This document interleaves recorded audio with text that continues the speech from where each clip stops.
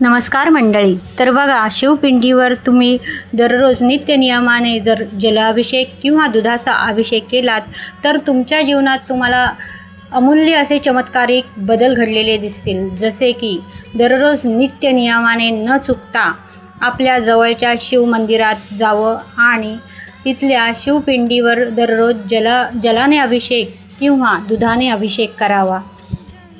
एक लोटाभर जल सभी समस्या का हल असा हा उपाय आहे.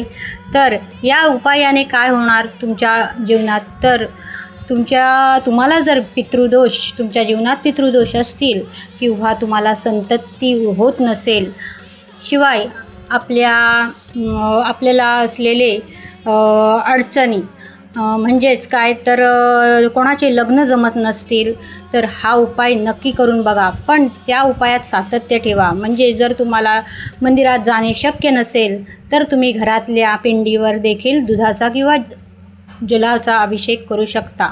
पण ते दररोज नित्यनेमाने स्नान करून जलाभिषेक करावा. इतकं जरी तुम्ही केलं तरी तुम्हाला